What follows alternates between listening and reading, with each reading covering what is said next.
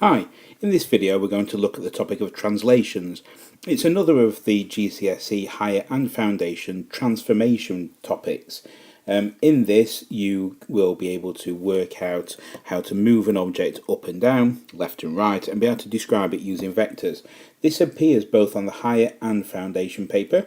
For any more information you can always contact me at Mr_G_Walton on Twitter, or you could contact us at Tupton Maths. Okay, so in this video what are we going to do? Well, we're going to look at being able to translate an object by a given vector. This is really important. This is the key word in this video, vector. To be able to describe a translation using correct terminology. And when I say a vector, if I'm being technical about it, we're actually talking about a column vector, not to be confused with the higher GCSE topic of vectors. Okay, let's have a look at our first example. Here we've got an object. Here it is. I've got a rectangle here, A. I want to translate it. So a translation just means it gets moved. It doesn't get turned round, it doesn't get reflected, it doesn't grow, it doesn't shrink, it stays exactly the same size. It's just moved. And we can do that by using something called a column vector. Now a column vector looks like a pair of coordinates, but instead of being the numbers left next to each other, the numbers are on top of each other. So for example, if we were going to move it with the column vector 2, 3, it means that I move it 2 units to the left and 3 units up. So I always pick a corner to move. I'm going to move it 2 left, 2 right, 1, 2 and 3 up, 1, 2, 3. This corner here would be up here now. Okay, the rest of it stays exactly the same. I've actually run out of space on mine, but it doesn't matter. There we go, that's where it'd end up. Let's pick another column vector and see if we can work out what's going on there. This time I'm going to do a column vector which is -4, -2. Okay, this time we've got minus signs going in there. So again, I'm going to pick a corner, and it's that corner that I'm going to move. The rest of the object will then travel along with it. -4 means 4, not to the right this time, but to the left. 1, 2, 3, 4.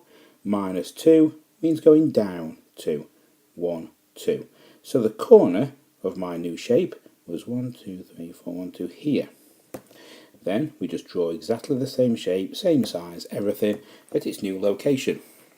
Here it is. And we can do combinations of this too. Let's just choose another colour. Okay, and let's have something that looks like this.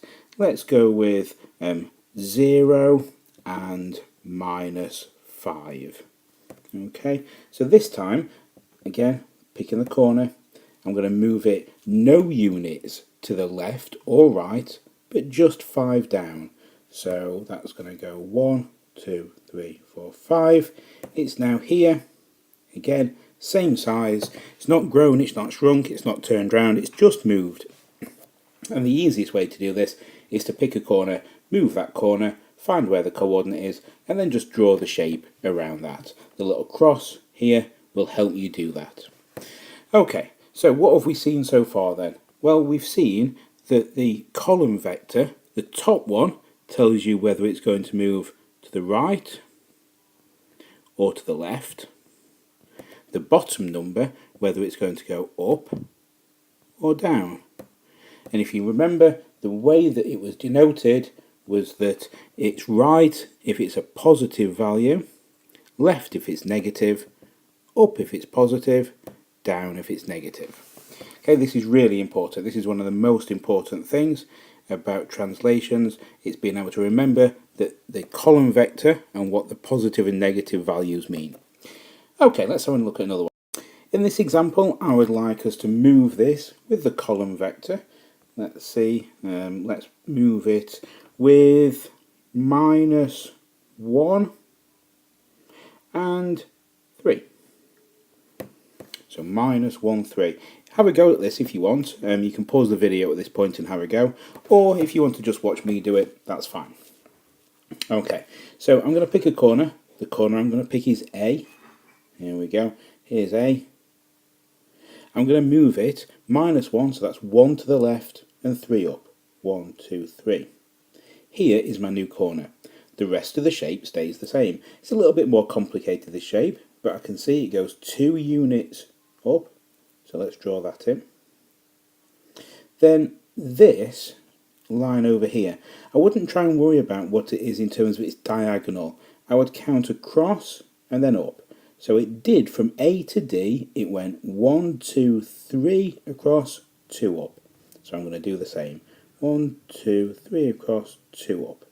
It's here. And again, B to C was 3 along, 2 up. 3 along, 2 up. Here's my new shape. And again, if I'm doing this properly, I should label this new one with the correct corners. So this is now A dash because it's moved, B dash because it's moved, C dash and D dashed. Okay.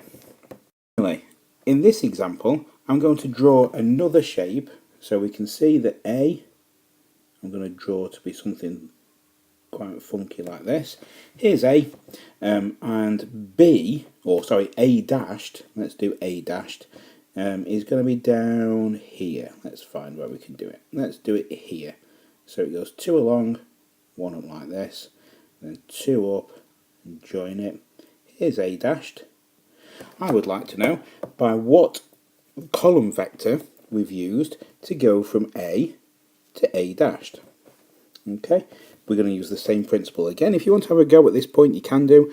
Otherwise, if you just watch, pick a corner, pick its corresponding corner, and then see what's happened. We've moved 1, 2, 3 to the left. So 3 to the left. That means -3. Then, after my 3 to the left, I went 1, 2, 3, 4, 5 down. So 5 down means -5. If we were writing this properly in an exam to show how it's done, we can say it's been a translation by column vector, column vector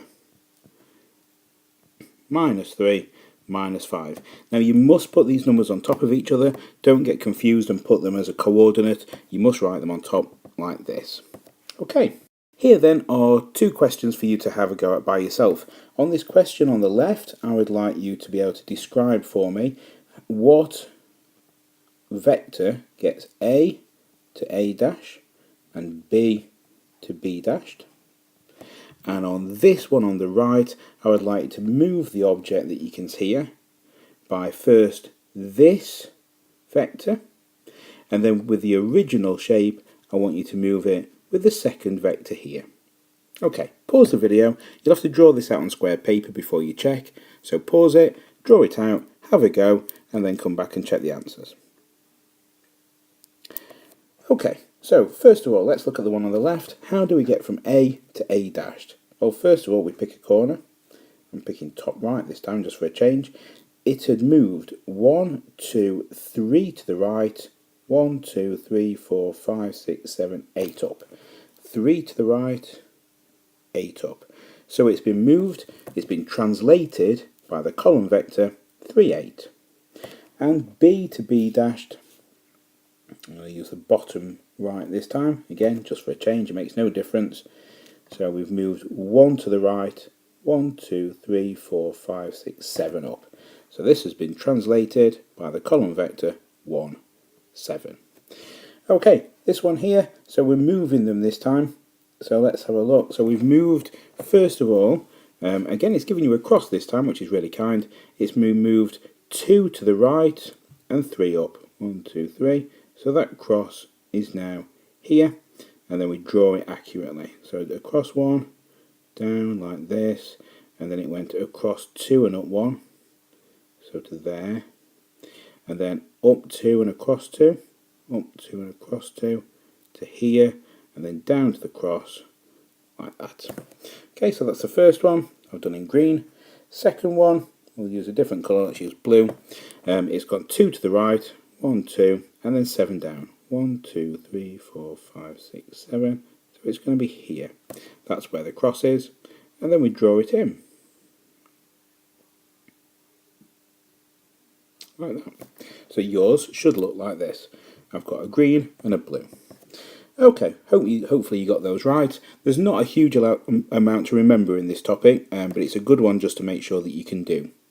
Okay, so finally, a translation is one of the 4 transformations that you need to know at GCSE if you start to make revision card notes on this.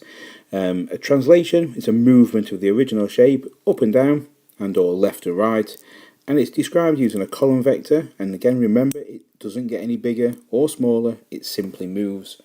And the thing you need to remember with the column vector is that the top number is right or left, positive for right, negative for left, and the bottom number is up and down, positive for up, negative for down.